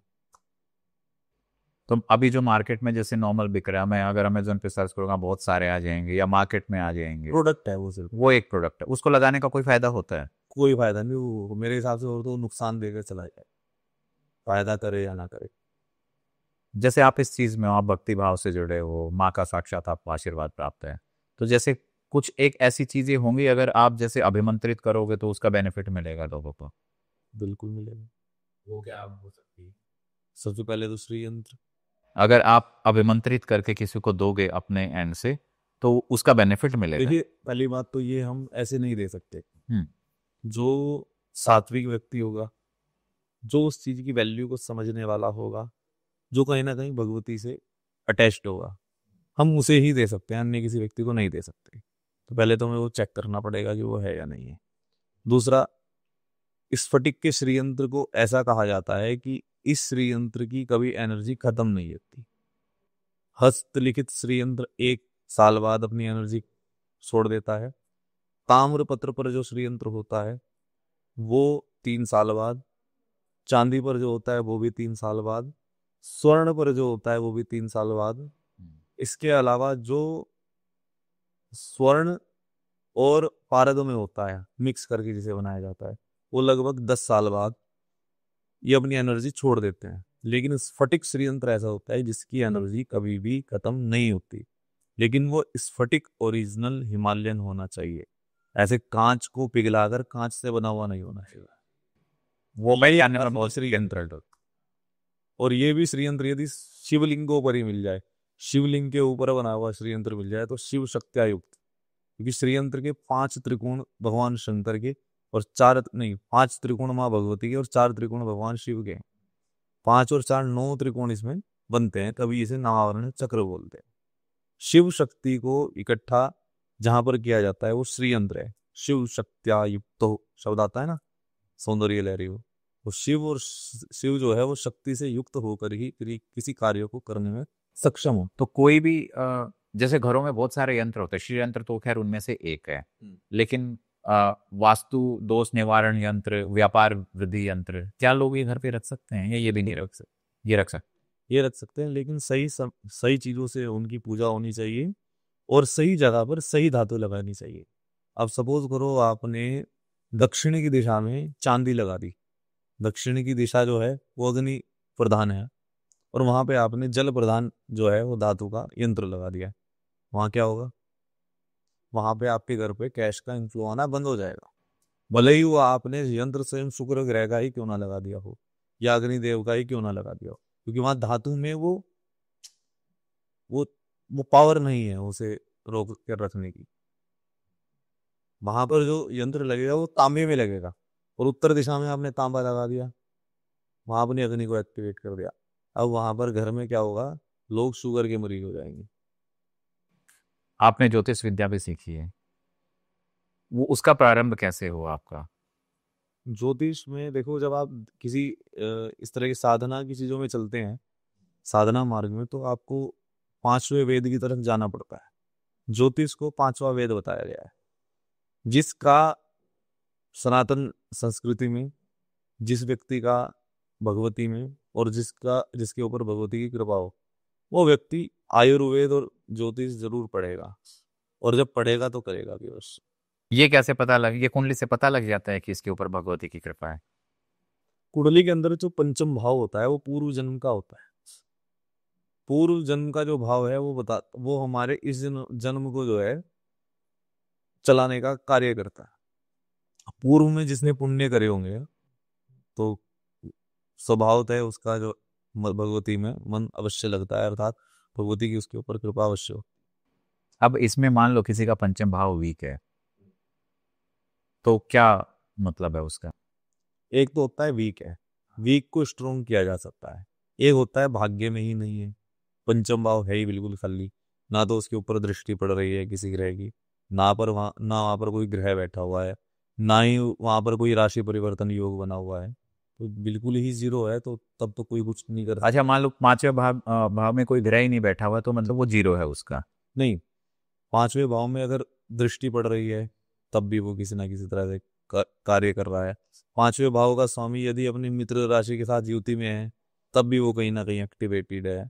पांचवें भाव पर यदि राशि परिवर्तन योग बन रहा है किसी ग्रह से तब भी वो कहीं ना कहीं से एक्टिव है। लेकिन अगर इन तीनों में से कोई भी कंडीशन नहीं है तो तब जीरो बनता है वो जाता और अगर जीरो है तो इसका मतलब ये कि वो बंदा स्पिरिचुअली इंक्लाइन होगा ही नहीं। होगा ही नहीं, उसका मन ही नहीं जाएगा स्पिरिचुअली भी, फीलिंग्स वाइज भी, स्टडी वाइज भी। आप लोग देखते हो ना जो 12th तक की पढ़ाई कर कर खत्म कर देते हैं पढ़ाई, मतलब फिफ्थ हाउस खत्म है, फिफ्थ हाउस में कुछ है ही नहीं, वो अपने बुद्धि का प्रयोग ही नहीं कर सकते। पंचम भाव बुद्धि का, ज्ञान का, प्रेम का, साधनाओं का, ये सभी का पंचम भाव माना जाता है। अच्छा, इसमें अलग अलग प्लेनेट का अलग अलग सिग्निफिकेंस होता है? प्लैनेट्स भी और साइंस मतलब राशियां भी, वहां पर नक्षत्र भी अपना अपना प्रभाव दिखाते हैं। कौन सा ग्रह इसके अंदर सबसे ऑस्पिशियस माना गया है? सूर्य, बृहस्पति, चंद्रमा। ये राशियों पे भी डिपेंड करेगा कि आपकी लग्न राशि कौन सी है? वैसे नॉर्मली अगर हमसे कोई पंचम भाव के बारे में बात करता है तो हम पुरुष, काल पुरुष की कुंडली देखते हैं। काल पुरुष की कुंडली में पंचम भाव जो है वो सिंह राशि का, सिंह राशि के स्वामी सूर्य, सिंह राशि के मित्र ग्रह कौन हुए? मंगल, चंद्रमा, बृहस्पति। तो ये चार ग्रह जो है उस घर के लिए अति उत्तम माने जाते हैं। मंगल एनर्जी, सूर्य ज्ञान, बृहस्पति उस ज्ञान को रोकने की शक्ति, चंद्रमा सभी ग्रहों का बल। और जैसे कई बार पाप ग्रह बैठ जाए, मान लो कि जैसे राहु, शनि बैठ गया, शनि। छोड़ो आप सारी बात, वहां पर अगर काल पुरुष की कुंडली में शनि आदर बैठे, शनि वहां पर क्या करेगा? जड़त्व प्रदान कर देगा। शनि ऐसा ग्रह है, जैसे एसी चल रहा है ना, एसी की ठंडी हवा, तो ठंड क्या करती है, ठंडक क्या करती है, उस चीज को काफी देर तक रोक कर रखने की कोशिश करती है, जो भी वो एनर्जी होती है।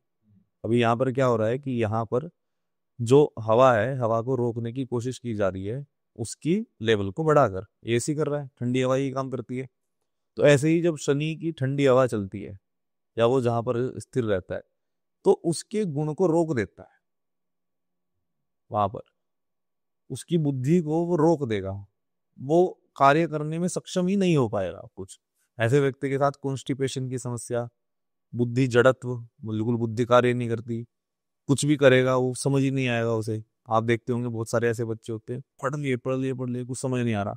कहीं ना कहीं जो उनका है वो शनि वहां पर बैठा हुआ है, या तो शनि की दृष्टि पड़ रही है। तो ये पंचम भाव में है। ये पंचम भाव का फल है सिर्फ, और कोई हम इसमें भाव देख ही नहीं रहे यहाँ पर। हाँ, अगर केतु केतु तो स्पिरिचुअलिटी से रिलेटेड माना गया है, तो अगर केतु हो तब भी प्रॉब्लम आएंगी साधना में। केतु में मन भटकता है बस, आज मन कर रहा है कि ये प्राप्त कर लो, आज कर रहा है वो प्राप्त कर लो, स्पिरिचुअल है नो डाउट, लेकिन मन तो भी तो भटकता रहेगा। वो आज इस गुरु के पास जा रहा है, कल दूसरे गुरु के पास जा रहा है, कल तीसरे, एक जगह पे कॉन्सेंट्रेट नहीं कर पाएगा वो। लेकिन हाँ, अगर यहाँ पर राशि, उसे केतु को अपनी राशि मिल गई, धनु राशि मिल गई, तो वो एक्सट्रीम लेवल बंदा हो जाएगा। मतलब सामने वाले व्यक्ति के मन में बात आएगी कि वो समझ जाएगा। क्या कुंडली देख के ये भी पता लगाया जा सकता है देखती कि ये आदमी साधनाओं में ही जाएगा? क्या उसमें सिर्फ पंचम भाव ही मैटर करेगा या कोई और भाव? नहीं, और भी है, अष्टम भाव मैटर करता है, गुप्त साधनाओं में जाएगा। अष्टम भाव थोड़ा सा ओकल्ट और मिस्टीरियस माना गया है। नवम, अष्टम, पंचम, लग्न, ये चार जो ग्रह, ये चार हाउसेज हैं, ये किसी भी व्यक्ति की पूरी ये पर्सनैलिटी को बता देते हैं। वो साधक है या नहीं है, वो क्या कर रहा है क्या नहीं कर रहा है, वो सब कुछ यहाँ से पता चलता है। अष्टम भाव डेथ का भी माना गया है। नहीं, डेथ नहीं है अष्टम भाव। अष्टम भाव आयु है। आयु है, हाँ। डेथ का जो भाव है वो सप्तम और द्वितीय है। उम्र जो देखी जाती है वो अष्टम भाव से देखी जाती है, क्योंकि अष्टम से द्वादश, 12वां जो है वो अष्टम का व्यय करता है। कौन सा? द्वादश। 8 से 12 यदि आप काउंट करोगे तो क्या निकल के आएगा? 7, है ना, 7वां घर। तो 7वें घर को मारक बताया गया है। लग्न क्या है? हमारा शरीर। शरीर का जो मारक है वो है हमारा द्वितीय, इसलिए 2 और 7, दूसरे और 7वें घर को मारक बताया गया है। और अष्टम भाव में जैसे ऐसे अष्टम भाव एज है हमारा, एज है, आयु है। हाँ, एज का जो व्यय करेगा वो करेगा। क्योंकि मृत्यु इसलिए बता देते हैं कुछ ज्योतिषी, क्योंकि अष्टम भाव जब जहां पर आयु लिखी होगी वहां पर मृत्यु भी लिखी, वो डायरेक्टली डेथ से रिलेटेड है। हाँ, लेकिन वो है आयु।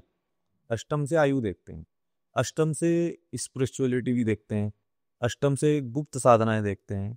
यदि अष्टम में आकर शनि बैठ गया किसी के, तो ऐसा बंदा हो अपने मन की बात किसी को नहीं बताएगा, अपने मन के अंदर ही अंदर रखेगा। किसी के अष्टम में कुछ भी ना दे पाओ, अष्टम में शनि बैठा ना, समझ लो ये अपने मन की बात किसी को नहीं बताता।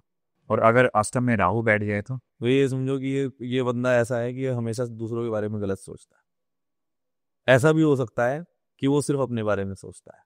ऐसा व्यक्ति जो है वो थोड़ा स्वार्थी टाइप हो जाता है, अपना काम हो दूसरे का हो या ना हो उससे मतलब नहीं है। लेकिन वहां पर राशि की विशेषता है, अगर वहां मिथुन राशि का राहु बैठ गया तो तब ऐसा व्यक्ति जो है वो इन सभी चीजों को ठीक भी कर लेता है। और शुक्र, शुक्र तो गड़बड़ है अष्टम में। जिन लोगों के अष्टम में शुक्र बैठता है, अष्टम में शुक्र का मतलब है कि शुक्र व्यय का भी कारक है। शुक्र जो है वो गड्ढा भी है, अष्टम भाव जो है वो गड्ढा भी है। तो गड्ढे में जो ग्रह गिरेगा उसका तो मामला गड़बड़ हो जाएगा। शुक्र जो है वो पुरुष के अंदर एक शक्ति है, पुरुषत्व शक्ति है। शुक्र मतलब जिसे हम इंग्लिश में सीमन बोलते हैं, वो पुरुषत्व शक्ति है। पुरुषत्व शक्ति का व्यय हो जाएगा वहाँ। वहाँ जो मैरिड लाइफ रहेगी वो बिल्कुल बेकार हो जाएगी। और अगर फीमेल की कुंडली में अगर ऐसा हो जाए, शुक्र बैठ जाए तो उसे जो है वो यूटीआई की प्रॉब्लम हो जाएगी। स्त्री की कभी भी ये प्रॉब्लम नहीं आती, मतलब उसे कभी भी सेक्सुअली कोई प्रॉब्लम नहीं आती है स्त्री को, ये बात ध्यान रखना। उसके हॉर्मोन्स चेंज हो जाए तो बात अलग है, लेकिन फिजिकली उसे कोई प्रॉब्लम नहीं आती। क्यों? क्योंकि उसकी कुंडली में शुक्र कभी नीच में जाता ही नहीं हो, क्योंकि स्वयं ही शुक्र है। आज आपको एक चीज और बताता हूँ। हाँ, पुरुष जो है वो मंगल का प्रतिनिधित्व करता है, पुरुष, है ना। स्त्री जो है वो शुक्र का प्रतिनिधित्व करती है। पुरुष के अंदर शुक्र विद्यमान है, इसलिए इसलिए वो स्त्री को देखकर आकर्षित होता है। ठीक है, पुरुष के अंदर शुक्र विद्यमान है, स्त्री के अंदर क्या विद्यमान है? रक्त, मेंसेस के टाइम पर, है ना। तो इसलिए स्त्रियां जो है पुरुष को देखकर आकर्षित होती है। इन दोनों के आकर्षण का जो कारक है वो मंगल और शुक्र है। और अगर तुला राशि का स्वामी शुक्र है ना? जी। तो अगर तुला तुला और वृश्चिक का। हाँ, तुला लग्न की अगर कुंडली है और उसमें अष्टम भाव में शुक्र है तो ज्यादा आयु वाला व्यक्ति होगा, लेकिन लाइफ में प्रॉब्लम्स आएंगी। मतलब कोई भी काम करेगा तो डायरेक्टली कोई काम नहीं होगा, बहुत ज्यादा धीरे धीरे धीरे करके होगा। और ये प्रॉब्लम भी हो सकती है अगर अगर अन्य ग्रहों की वो ना देखी जाए। जैसे सपोज तीसरी दृष्टि तो लगन पर पड़ गई, और अष्टम दृष्टि जो है वो शनि की उस पर पड़ गई, शुक्र पर, तो गया वो। जैसे जब आप कुंडली विश्लेषण करते हैं, गई। जब आप कुंडली विश्लेषण करते हैं तो कोई ऐसा ग्रह है आपका, मतलब ऐसा बोलते हैं ना कि मैं सबसे पहले ये ग्रह देखता हूँ, ऐसा? चंद्रमा सभी ग्रहों को बता देता है। चंद्रमा मन है, मन जहां पर होगा ना उस व्यक्ति को आप पूरा डिफाइन कर सकते हो। मेरा मन, सपोज करो चंद्रमा मेरा 9वें भाव में है, मैं खुद की बता रहा हूँ, कुंडली बता दी चलो मैंने, तो मैं ज्यादा धार्मिक व्यक्ति हूँ। मुझे देख के मेरी पर्सनैलिटी कोई भी बता सकता है धार्मिक। किसी का चंद्रमा 2य भाव में है, पैसे वाला व्यक्ति है, पैसों के बारे में सोचता है, सर सोच बता रही है उसकी। किसी का चंद्रमा 4th भाव में है, प्रॉपर्टी डीलर है, हमेशा प्रॉपर्टी के बारे में सोचता है। किसी का चंद्रमा 8th भाव में, मृत्यु के बारे में सोचता है, ये LIC वाला बंदा है। किसी का 6th भाव में है, वो है डेप्थ वाला बंदा है, कहीं ना कहीं लोन कराने का काम करता है, लोन से जुड़ा होगा या लोन में फंसा होगा या हाँ कुछ कुछ गड़बड़ हुई होगी, इस तरह का, है ना? तो ये इतने भी 7th हाउस में अगर चंद्रमा हुआ तो वो मैरिज करा रहा होगा, या मैरिज से परेशान होगा, या स्त्रियों की तरफ उसका आकर्षण होगा, या पार्टनरशिप का कार्य कर रहा होगा, या अनेकों प्रकार के बिजनेस बना रहा होगा। और जिसका 10th में हो, वो सिर्फ काम के बारे में सोचेगा, वो करियर ओरिएंटेड बंदा है, और कुछ सोचेगा ही नहीं। वो सोचेगा कि बस मेरा प्रभुत्व हो जाए, मैं सारी जगह फैल जाऊं, मेरा सभी जगह पे वर्चस्व हो, ऐसा। और सबसे बढ़िया प्लेसमेंट कौन सी मानी गई है? 11th हाउस जिसे बोलते हैं, ऐसा कहा जाता है ना, रावण ने अपने पुत्र मेघनाद के सारे ग्रह 11th हाउस में बिठा दिए थे, और 11th हाउस में बिठाने के बाद शनि ने थोड़ा सा एक दृष्टि आगे बढ़ा ली, तो उसकी वजह से मेघनाद की मृत्यु होगी, ऐसा बताया जाता है। वैसे 11th हाउस लाभ का है, तो जिसके लाभ में सभी ग्रह बैठ जाते हैं तो उसे सभी चीजों का लाभ होता है। लेकिन यहाँ पर पराशरी ज्योतिष ये कहते हैं कि अगर लाभ में अष्टमता बैठ गया जाकर लाभ भाव में, तो उसे क्या होगा, कहीं ना कहीं प्रॉब्लम्स के लाभ हो जाएगा, प्रॉब्लम्स का प्रॉफिट हो जाएगा, प्रॉब्लम्स आएंगी। अगर 6th हाउस का बैठ गया, कर्ज का जाएगा, और अगर 2य का बैठ गया तो मृत्यु का भाव वो हो जाएगा। तो पराशरी यहाँ पर थोड़ा अलग कहती है। मेरे हिसाब से 9वां भाव सबसे बेटर है। 9वें भाव में क्या है कि हमने जो पूर्व जन्म में कर्म अच्छे किए हुए हैं उनका फल हमें आज प्राप्त हो रहा है। जितने भी आप लोग देखोगे ना जो आज की डेट में ऐश कर रहे हैं और कोई भी पूजा पाठ नहीं करते, कोई भी अच्छा काम नहीं करते, लेकिन फिर भी ऐश कर रहे हैं, समझ लो 9000 का बहुत बढ़िया है, क्योंकि उन्होंने पिछले जन्म में बहुत अच्छे पुण्य कर किए होंगे। और कोई कहता है ना कि मेरा कुंडली में कोई विश्वास नहीं है, जाओ ऐसे लोगों की कुंडली उठाओ, 9th हाउस चेक करो कि वो पिछले जन्म में करके आ चुके हैं। तो चलिए दोस्तों, इस पॉडकास्ट को यही एंड करते हैं। अगर आपके कोई भी सुझाव हैं तो हमें कमेंट्स में ज़रूर बताइएगा। तब तक बने रहिए हमारे साथ। धन्यवाद।